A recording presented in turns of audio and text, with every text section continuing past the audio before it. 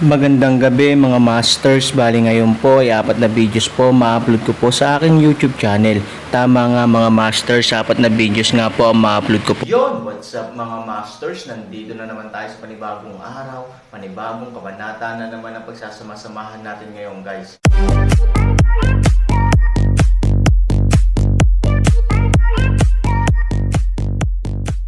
Bali mga masters, kung bago ka pa lang po sa aking YouTube channel, please click the subscribe button, lalong-lalo na po yung notification bell guys, para maging connected pa rin tayo sa isa't isa at maging updated kayo sa mga susunod ko pang video.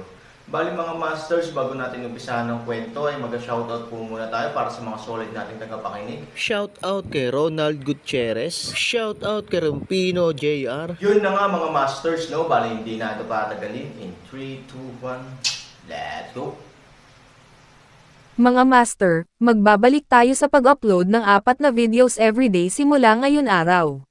Salamat sa solid na pagsuporta mga master. Kabanata 3221 hanggang 3225. Tumanggaw si Tian Langer. Hanggat makakasama niya ito, gagawin niya ang anumang ipapagawa sa kanya, dahil curious talaga siya kung anong klaseng tao ang makikilala niya, at kahit ang kanyang lolo ay pinahahalagahan ito ng husto.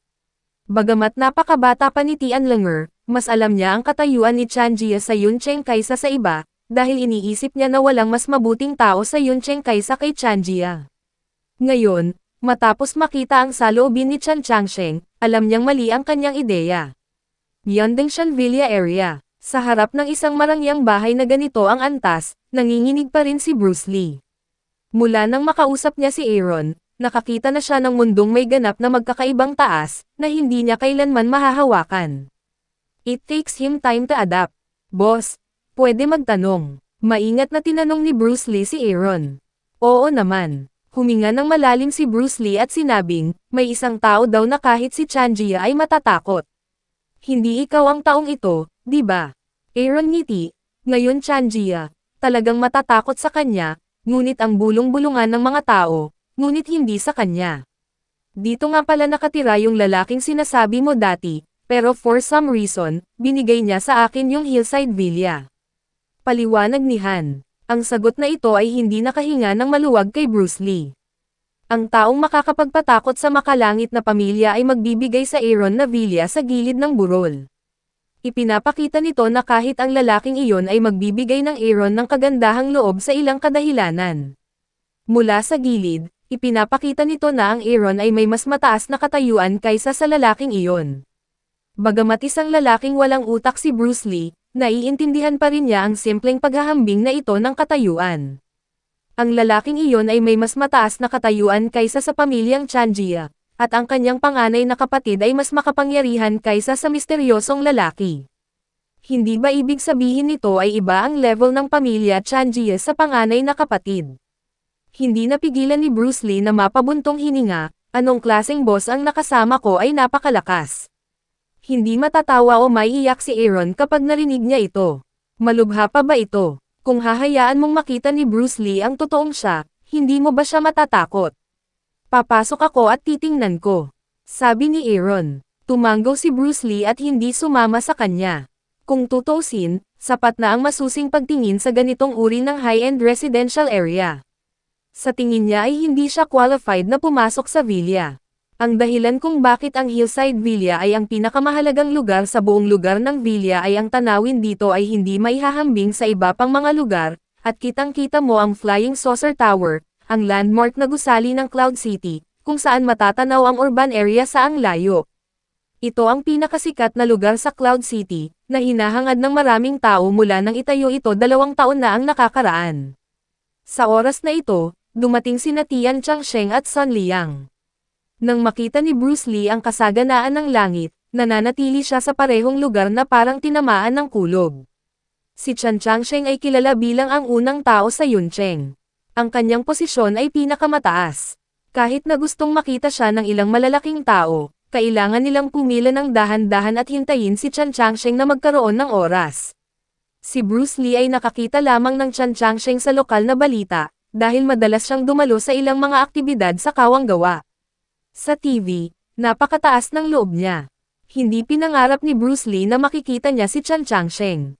Noong araw na iyon, nang makita ni Changsheng si Bruce Lee, bahagyang kumunat ang kanyang noo. Malinis ang taong ito, at tiyak na hindi siya nagtatrabaho dito. Mahirap bang humanap ng ibang walang tao? Ngunit pagkatapos ng insidente ng Aaron, pinalaki ni Chan Changsheng ang layout ng seguridad, at ang mga ordinaryong tao ay hindi papasok. Higit sa lahat, kung siya ay talagang pag-uusap sa pagitan ng dalawang maliliit na bata ay tila medyo katawa-tawa para sa mga matatanda, ngunit alam ni Tian Changsheng ang pagkakakilanlan ni Aaron, na nangangahulugan na naiintindihan niya ang bigat ng pangakong ito. Ito ay hindi biro, at hindi ito magpaparamdam kay Chan Changsheng na katawa-tawa. Little brother, bakit hindi ka pumunta sa bahay ko para maghapunan ngayong gabi? Iminungkahi ni Chan Changsheng na dahil ang dalawang taong ito ay naging magkapatid, dapat ding ipahayag ng mga tiyan ang kanilang mga sarili. Naisip ito ni Aaron, at wala nang kasunod na espesyal, at hindi niya planong pumasok sa paaralan ngayon para maiwasang maghinala si Ivory, kaya pumayag siya. Sasabihin ko sa aking mga katulong na maghanda ng hapunan kaagad. Tumabi si Tian Changsheng at tumawag sa bahay. Gusto ni Aaron na pumunta sa bahay ni Tian para sa hapunan. Natural, gusto niyang maging mapagpatuloy. Hindi ito isang bagay na kayang gawin ng ilang ordinaryong tao. Kasabay nito, tinawagan din ni Tian Changsheng si Tian Hongwei at hiniling na umuwi sa gabi. Matapos marinig ang kahilingan ni Tian Changsheng, walang magawa si Tian Hongwei. Tay, natatakot ako na hindi ako makakapag-dinner party kasama ang ilang boss ngayong gabi.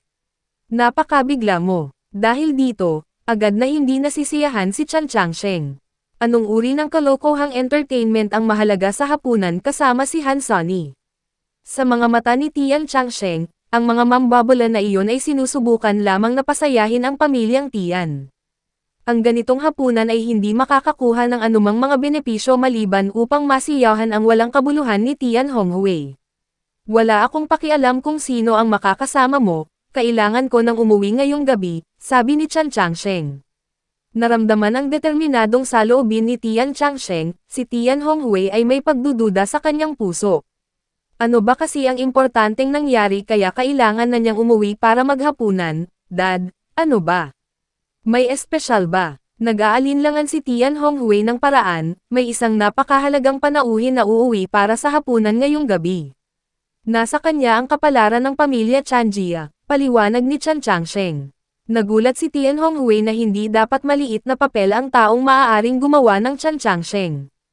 Pagkatapos ng pag-iisip tungkol sa panggabing libangan, ito ay talagang hindi isang mahalagang bagay, kaya ang masasabi lamang niya, sige, ipagpaliban ko kaagad ang libangan ngayong gabi, at uuwi ako sa oras.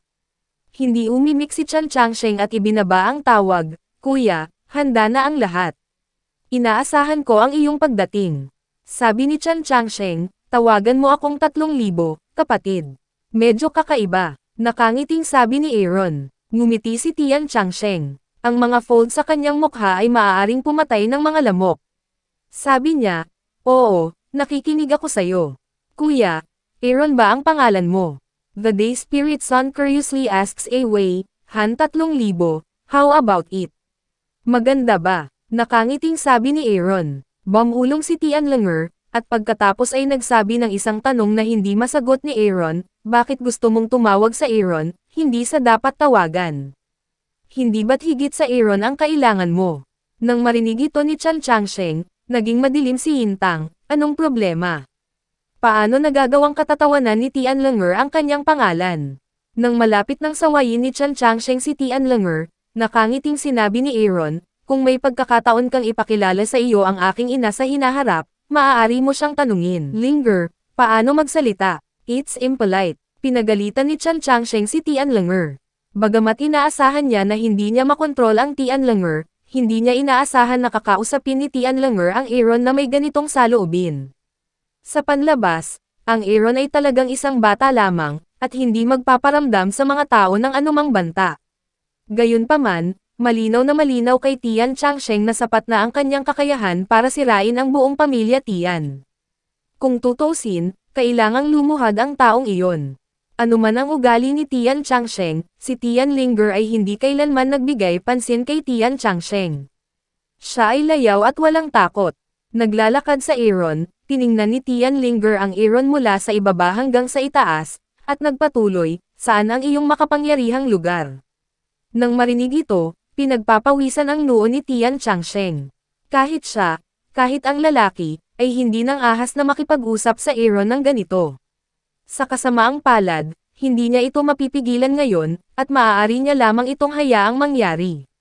Kasabay nito, maaari lamang niyang ipagdasal sa kanyang puso na ang Aaron ay hindi magkakaroon ng parehong opinyon kay Tianlinger.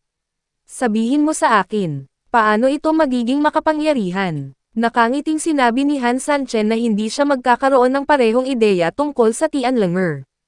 Pagkatapos ng lahat, sila ay magiging magkapatid sa hinaharap. Sa oras na ito, natural na kailangan niyang maging mas mapagparaya sa kanyang kapatid na babae. Kumunat ang noo ni Tianlinger at pinag-isipan itong mabuti. Aniya, at least, it's very powerful. Walang tiyak na paglalarawan, dahil hindi alam ni Tianlinger kung anong uri ng pagganap ang dapat niyang isipin. Ito ay nagpapatawa at nagpapaiyak sa Aaron. Sa kabutihang palad, si Chan Changsheng ay lumapit upang iligtas ang Aaron at sinabi kay Tianlinger, bago ka pumunta dito, hindi ka maaaring maging napakawalang galang. Tiningnan ni Tianlinger si Chan Changsheng, pagkatapos ay tumayo sa tabi ng Aaron at sinabing, Lolo, hindi ako magalang, ngunit napakahusay ko.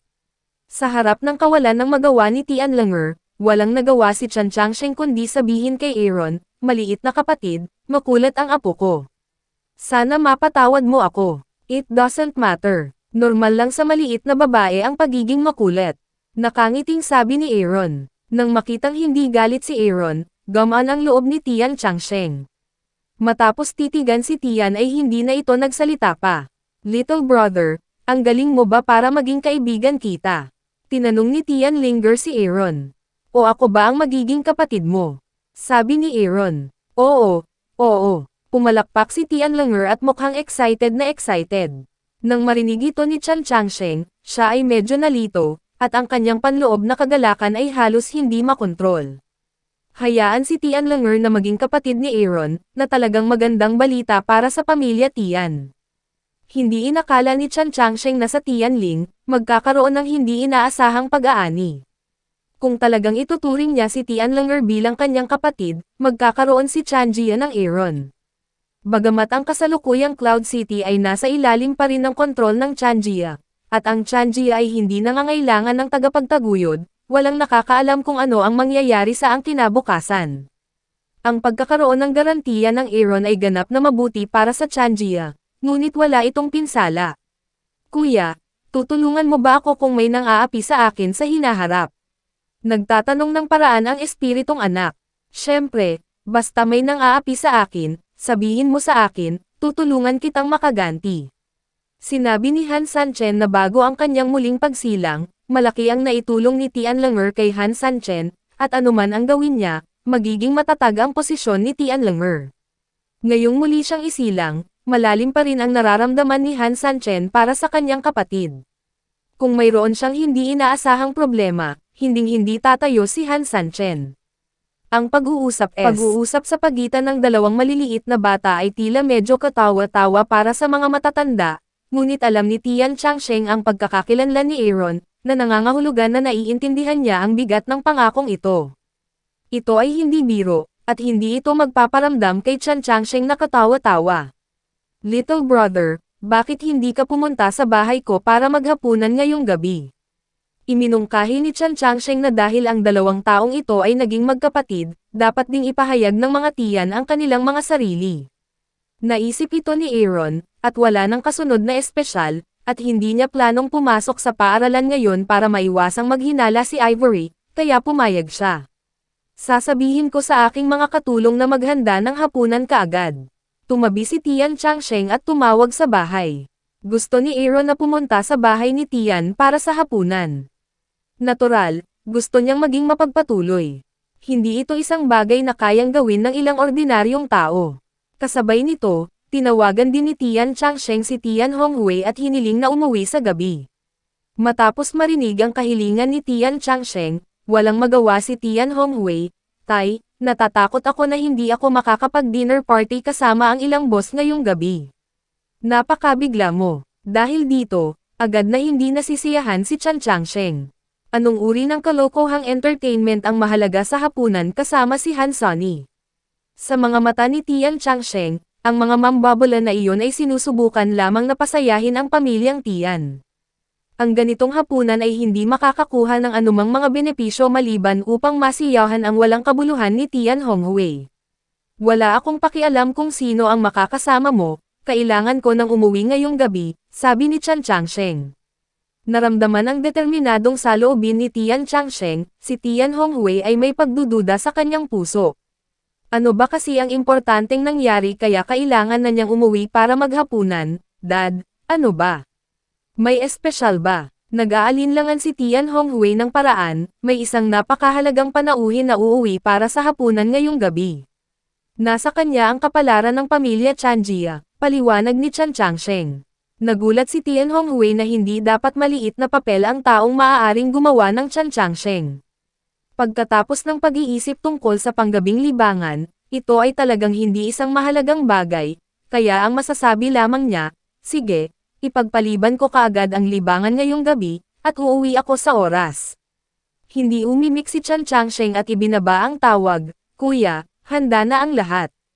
Inaasahan ko ang iyong pagdating. Sabi ni Chan Changsheng, tawagan mo akong 3,000, kapatid. Medyo kakaiba, nakangiting sabi ni Aaron. Ngumiti si Tian Changsheng. Ang mga fold sa kanyang mukha ay maaaring pumatay ng mga lamok. Sabi niya, oo, nakikinig ako sa'yo. Kuya, Aaron ba ang pangalan mo? The Day Spirit Son curiously asks Wei, Han 3,000, how about it? Maganda ba? Nakangiting sabi ni Aaron. Bumulong si Tian Langer, at pagkatapos ay nagsabi ng isang tanong na hindi masagot ni Aaron, bakit gusto mong tumawag sa Aaron, hindi sa dapat tawagan? Hindi ba't higit sa Aaron ang kailangan mo? Nang marinig ito ni Chan Changsheng, naging madilim si Yintang, anong problema? Paano nagagawang katatawanan ni Tian Langer ang kanyang pangalan? Nang malapit ng sawayin ni Chan Changsheng si Tian Langer, nakangiting sinabi ni Aaron, kung may pagkakataon kang ipakilala sa iyo ang aking ina sa hinaharap, maaari mo siyang tanungin. Yun na nga mga masters, no? Bali panibagong kabanata na naman yung natapos natin ngayong gabi. Muli, maraming salamat po talaga sa walang sawang suporta po sa aking YouTube channel na talagang inaabangan nyo po ang bawat upload ko po.